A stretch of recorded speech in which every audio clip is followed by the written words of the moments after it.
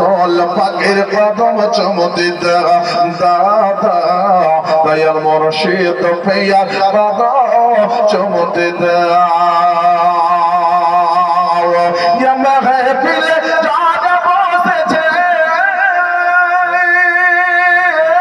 আল্লাহ রাসূল তাদের ভালোবেসেছে সুবহানাল্লাহ ভালোবেসেছে ভালোবেসেছে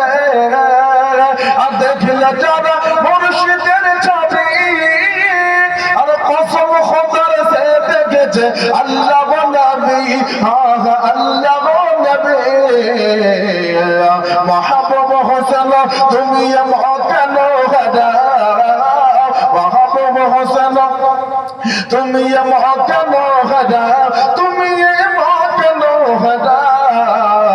প্যারা রাসূল পাকের কদম চুমতে দাদা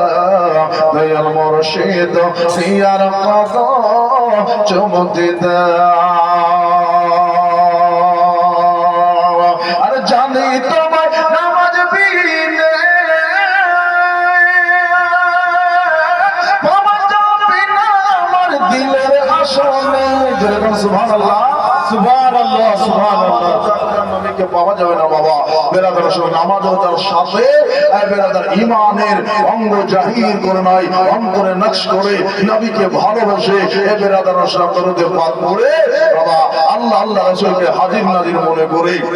আপনি ইবাদত করবেন ওই ইবাদত হচ্ছে ঈমানি ইবাদত বেরাদার ইসলাম ওইটার সময় যদি আপনার মধ্যে থাকে নিশ্চয়ই নবীর সাক্ষাৎ হবে যেটা বলো সুবহানাল্লাহ দাদা ভাই বলে দোস্তরা আমার হুজুর চলে এসেছেন আমি সচ্চা পড়ে দিই আমি ইতি করে দেবো বেরাদার ইসলাম জানি তোমার নামাজ বিনে পাওয়া যাবে না আমার দিলের আসনে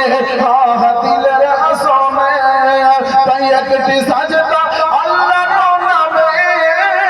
আর একটি সাজদা দিব নবী তোমার কদমে জায়েজ থাকলে নবী তোমার কদমে মহসিন তোমার অভিনে আমায় না শোনাও মহসিন তোমার অভিনে আমায় না শোনাও